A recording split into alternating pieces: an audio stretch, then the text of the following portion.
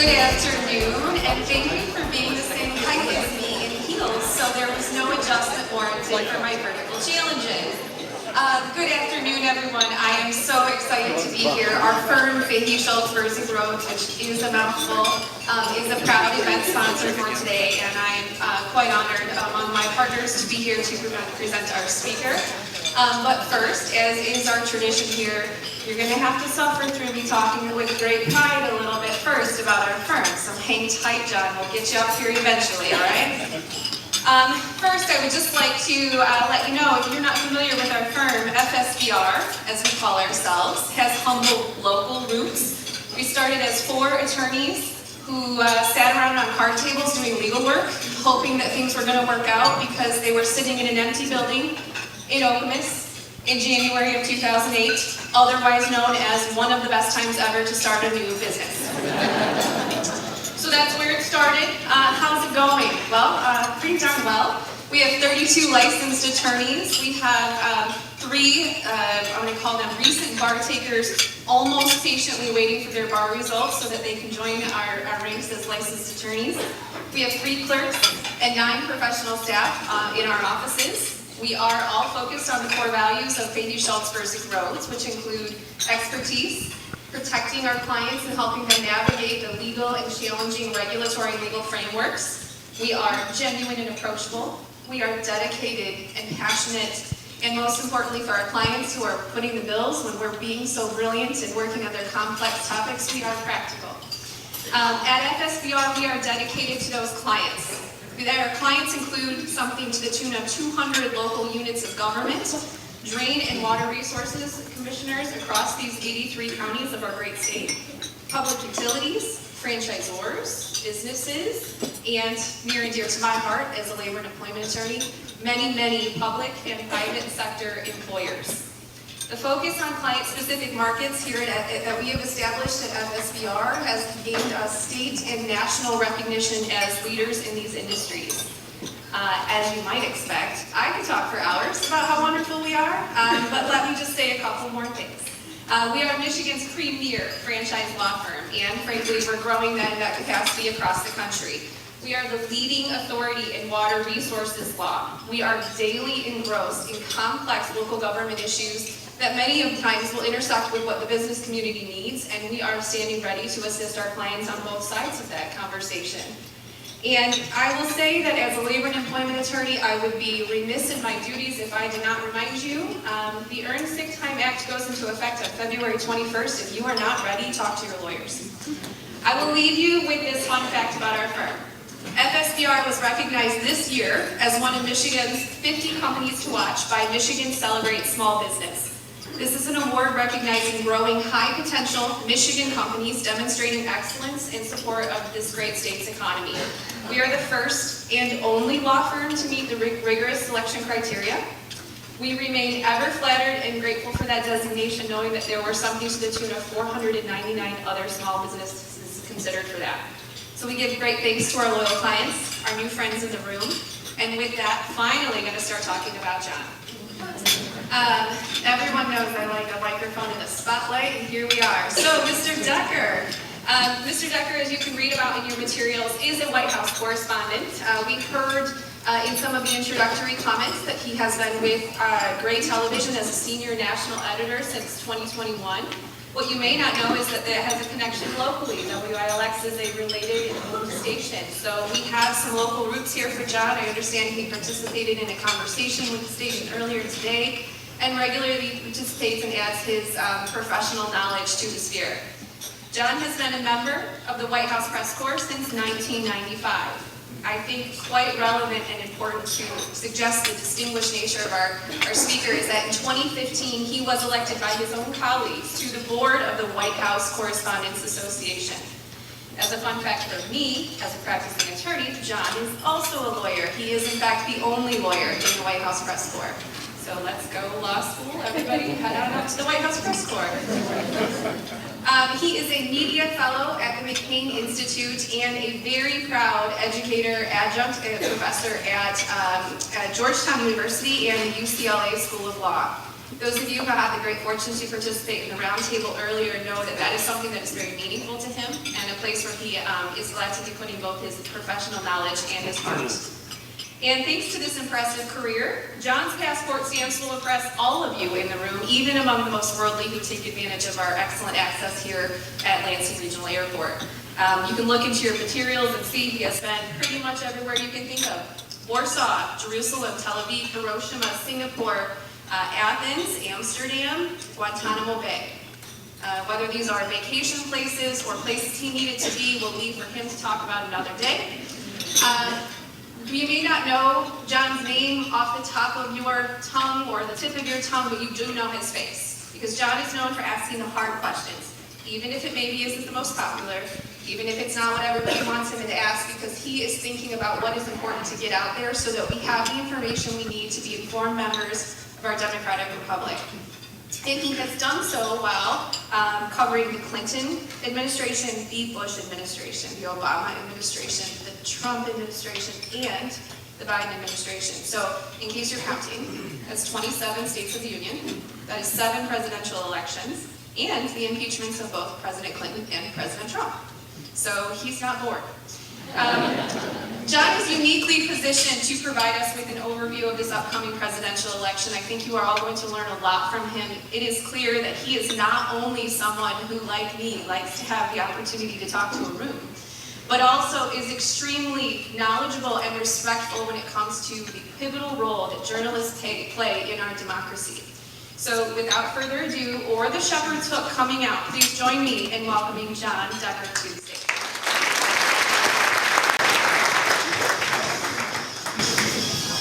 Hi everybody, how are you? It's good to be back in Lansing. I was here, as Lizzie mentioned, 3 years ago. I don't know how many of you were here when I did a presentation at Lansing Country Club, but what that presentation was all about was telling you what it's like to cover the White House, specifically what it was like covering the Trump White House, and what it's like covering the Biden White House, very different.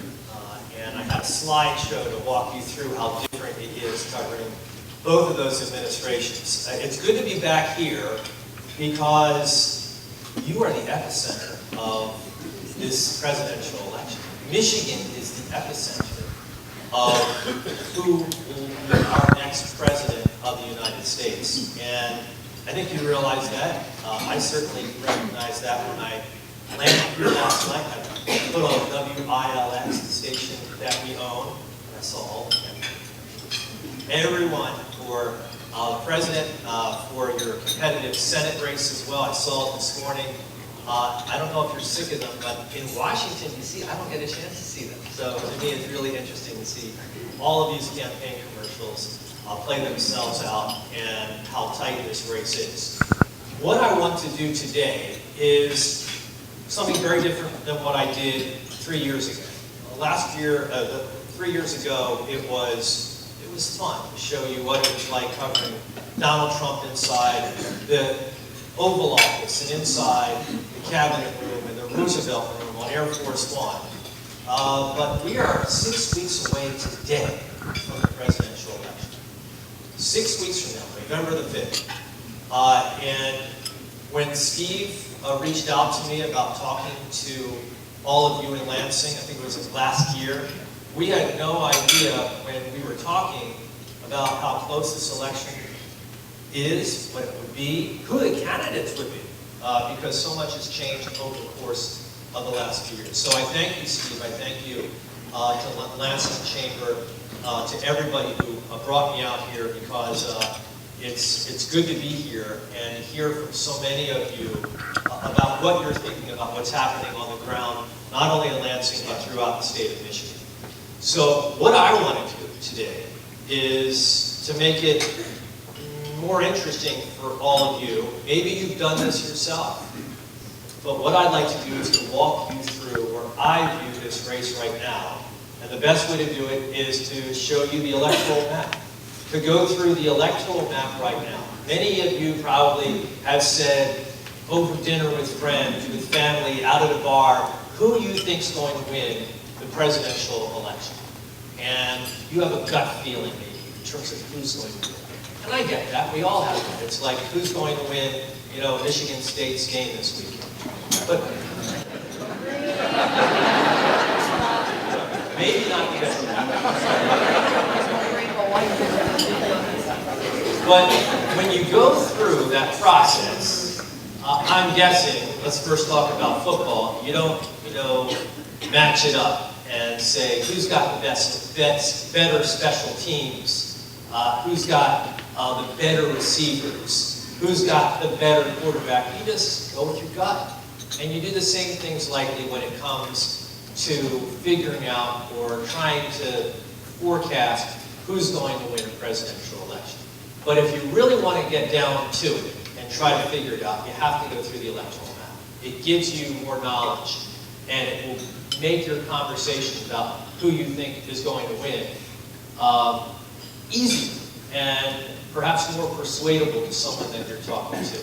I've done this for so many election cycles, and I enjoy it. I enjoy it a lot. For me, you may ask yourself, if you don't know about me or know about my background, I like to be straight down the middle when I report. I want someone who's watching my reports about the White House at home to trust what they're watching, to watch what they're viewing and say to themselves, oh, hold on, let me watch Jon Decker. He's going to tell us what happened today with the Biden White House or what's happening on the campaign trail, and know that I'm not going to have any kind of bias. It's rare when they deliver their reports. And similarly, with this presentation that I'm going to give to you, I have to tell you, I'm human. I voted. I have an idea of who I'm going to vote for. But that does not in any way impact the electoral map, because more than anything else, I want to be right. I want to be right, and I cover the White House regardless of who the next president is. So if it's Kamala Harris, I'll cover the Harris White House. If it's Donald Trump, I'll cover the Trump White House. And I ask tough questions to the White House press secretary and to the president, regardless of whether it's a Republican or Democrat. I've always done it. And they respect me. They know when I ask a question, it's going to be a fair question. It's not going to be a gotcha question. It's not going to be trying to trip them up. It's, as I was telling a group of us that were in a roundtable discussion prior to this luncheon, I want to ask the question that if you were in the briefing room on that particular day, you would want an answer to. That's always my focus. So with that, let's go through the electoral map, and in order to do that, take a little history lesson about electoral maps and what 2016 looks like. In 2016, it was 306-232. Donald Trump described it as an electoral college landslide. And he was able to win in 2016 by flipping 3 states in particular that over the past few election cycles had not gone for the Republican nominee: Pennsylvania, Michigan, and Wisconsin. That was like catching lightning in a bottle to win those 3 states in particular. For Pennsylvania, I can tell you about my background. I used to work many years ago for a U.S. senator from Pennsylvania named John Hines, like Heinz Ketchup. That's who I worked for. And I traveled the state of Pennsylvania with John Hines. And I know every corner of that state, and it surprised me to a certain extent, although I predicted this map. And it surprised me, I say to a certain extent, just in terms of history. You'd have to go all the way back to 1988 to see the last time that a Republican won the state of Pennsylvania. And so what we saw in 2016 was, I think, this moment where Donald Trump, as this person who had never run for public office before, never run for the White House, caught this wave of disaffection in America, trying something new. Let's try something new. Let's not go for a Clinton or a Bush. Let's try something new. And that's what happened in 2016. And he was able to win. So let's move forward to 4 years later, 306-232. Well, given Donald Trump's definition, this too was an electoral landslide, same number.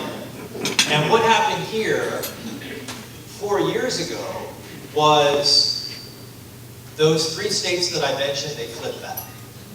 Pennsylvania, Michigan, Wisconsin, plus, in addition to that, Georgia and Arizona. Think about Arizona. Arizona is a state I never thought would have turned blue. And yet here we are today. Arizona has a Democratic governor, and it has 2 U.S. senators who vote with the Democrats. It's remarkable that the state that brought us Barry Goldwater is the state that exists today. It's changed a lot. Demographics have changed a lot. They were close races. All of those races were so close. We're going to go through how close they were in just a second. But it shows you how the country's changed just over the last 2 election cycles. I was bringing up with our roundtable discussion what happened in 1984, and I don't have that map up here, but Ronald Reagan in 1984 won. That was an electoral landslide. He won in places that it blows your mind that he won. New York State, he won. Blue New York, he won. He won in California. He won in Vermont. It's remarkable what he did in 1984. It's remarkable that that's the same country that exists today because we're so divided. So, how did this happen? 2016 and 2020, these are the battleground states, Pennsylvania, Wisconsin, Michigan. You see what Trump did in 2016. He wins Pennsylvania by 44,000. 4 years later, President Biden wins the state by 80,000. Wisconsin, just a complete mirror image. 22,000 vote margin for Donald Trump in 2016, and it's a 20,000 vote margin for Joe Biden in 2020. And then lastly, your state, 11,000. Narrow victory that Donald Trump has here in Michigan, and then Joe Biden wins by 154,000 votes in the 2020 election cycle. So this history is important in talking about 2024. It's important also to talk about the popular vote because it's a reminder that's not how we elect our president. So if we elected our president with the popular vote, then there would have been a President Gore, there would have been a President Hillary Clinton, because they both won the popular vote. But you need to win the Electoral College vote. You see what Hillary Clinton did here. She won by almost 3 million votes by putting up her margins in California, in New York, and Illinois. And Joe Biden, 4 years ago, did the same thing.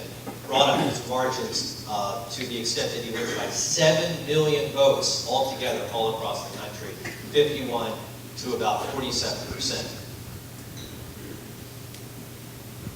So this electoral map that you see right here is a map that no matter whether you're a Republican or a Democrat, whether you intend to vote for Vice President Harris or former President Donald Trump, you look at this map, I'm guessing, and you say, yeah, that looks about right. That looks about right. You see the colors, red for what I believe will be states won by Donald Trump. You see the states that are colored blue, states that are likely to be won by Vice President Harris, and then you see the gray. And you're familiar with that. It's those 7 battleground states, those 7 swing states that will decide the presidential election. Then you also have those 2 congressional districts in Maine and also in Nebraska. Let's not forget about them. I'll tell you something. I traveled in the 2020 election cycle on Air Force One with President Donald Trump to Maine's 2nd congressional district. And it's like this red dot in a sea of blue. It is unbelievable. We land in Bangor, Maine. And from the moment we land until the moment we get to our site where our event is going to be, both sides of the street lined with Trump supporters. They weren't bussed in, they weren't flown in. These are people in that district that were so excited, that were so energized by Donald Trump being there in their district. And that district is once again going to go for Donald Trump. It's this small little dot, one congressional district in Maine that is very red. Similarly in Nebraska, You know Omaha, Nebraska. It's a district that's represented by a U.S. congressman who's a Republican named Jon Decker. He's one of those few Republican members of Congress that would be proud to say he is a moderate Republican.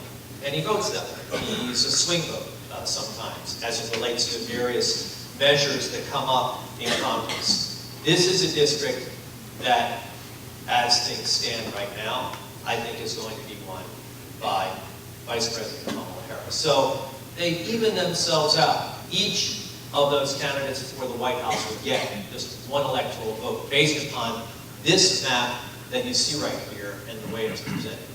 I feel comfortable with that.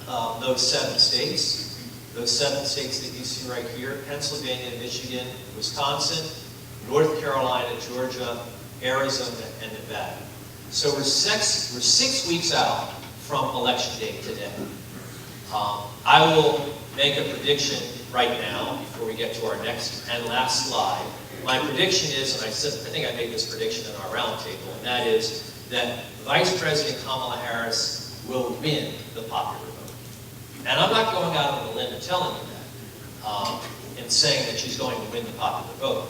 It doesn't mean that she's going to win the presidency. It means she's going to win the popular vote. She's going to really run up her margin of victory in places like California and New York and Illinois. She'll win the popular vote. I have no doubt about it. But that does not guarantee that she will win the White House in 2024. Now, she has a certain paths, plural, to win the White House. And the next slide will show you the most likely path. And it's not completely filled in. We're going to talk about that. See what happened there? I colored 2 states. One of them you know very well, blue.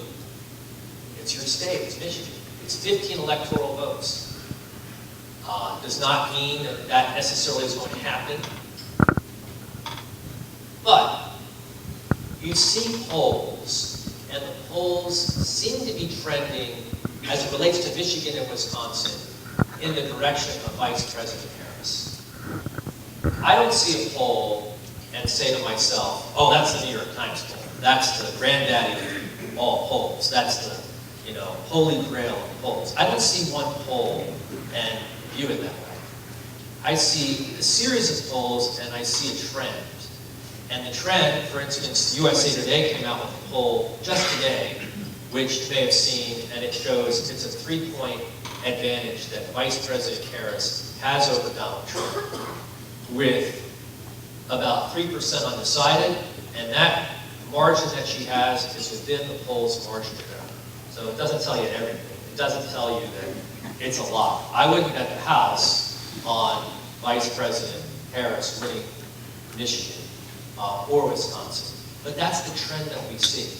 That's the trend that we see at this moment in time. And if that trend holds, and it's a big if, but if that trend holds, you see where she is. She's at 251. Donald Trump's still at 219. And you say to yourself, well, I'd rather, between these 2 candidates, be the vice president with her vote total closer to 270. But that doesn't tell you the whole story. Because if I had another slide, and I don't, but if I had another slide, I would fill in, again, based upon trends, 2 states that favor Donald Trump. I color Arizona red. I color Georgia red. So that brings him a little bit closer to 270. And you see these paths right here.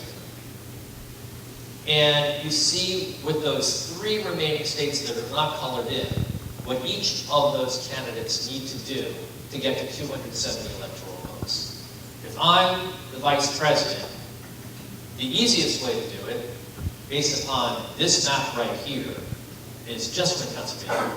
If I win Pennsylvania, that's 19 electoral votes added up to the 251. That gets me 270 on the money. I'm the next president of the United States. Easier said than done. I certainly wouldn't bet what's going to happen in Pennsylvania today. I look to see what I forecast in the 2020 election cycle, and it was 7 days out or so from the election. It was on October the 31st of 2020 when I said Pennsylvania is going for Joe Biden.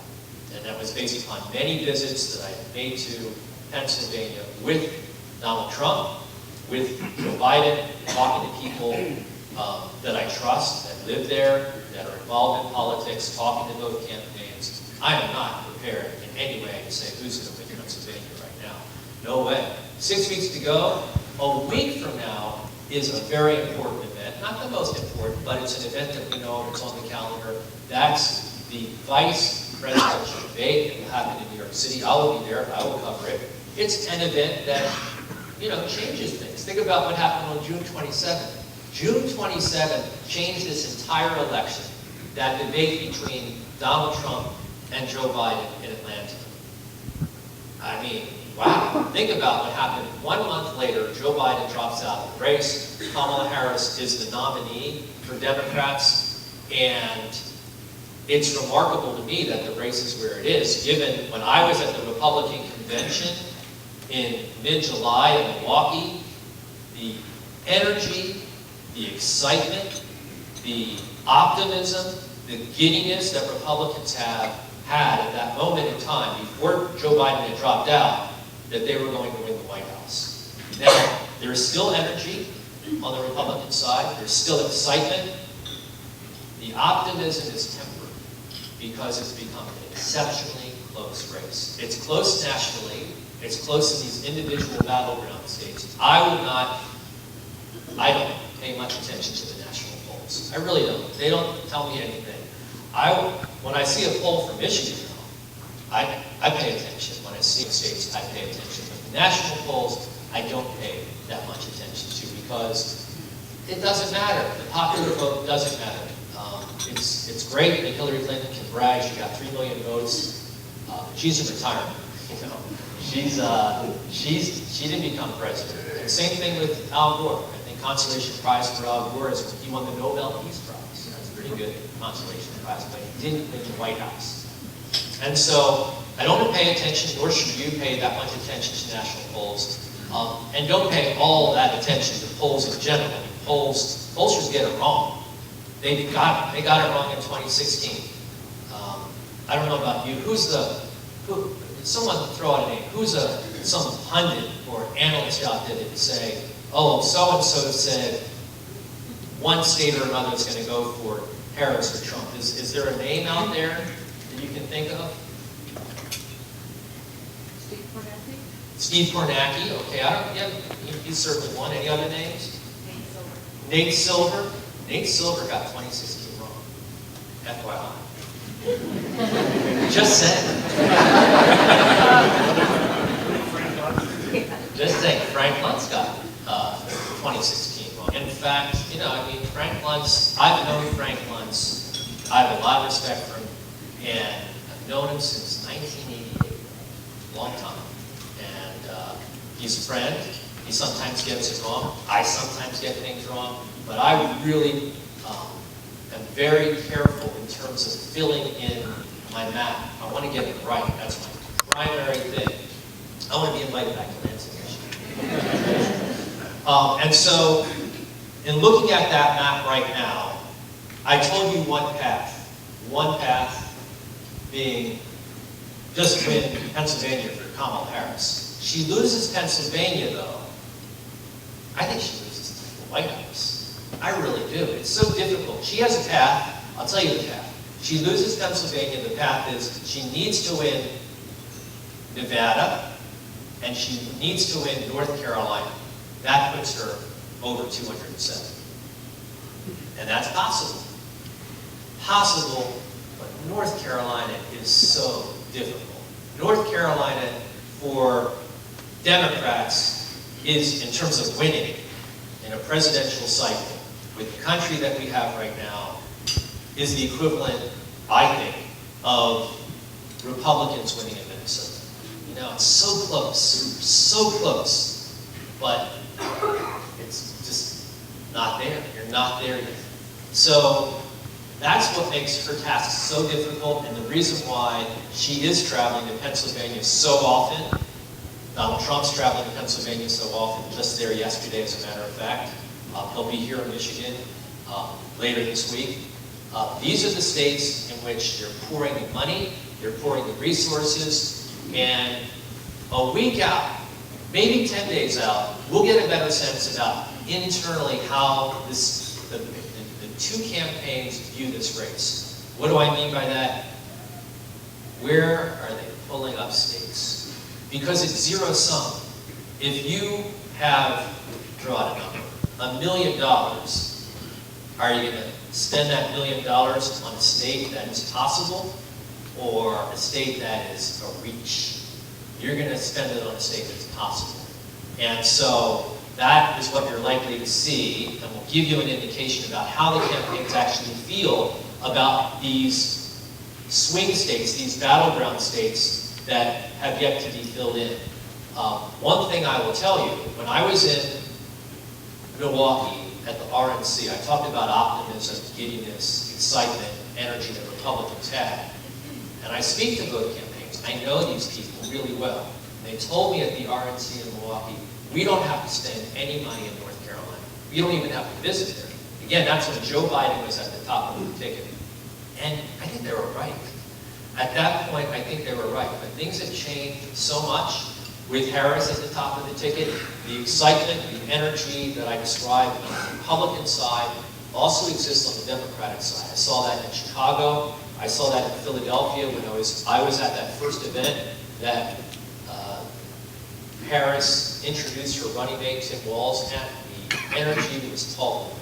And so that's what makes this election cycle so, for me, having covered so many of them, so interesting and so unique, is that there is an equal amount of excitement and energy on both sides. And as I was bringing out to the people that I was talking to, the roundtable discussion just prior to our address here at this luncheon, it's now about which side can bring out their supporters in greater numbers. I know it's a pretty basic fact, but it's true.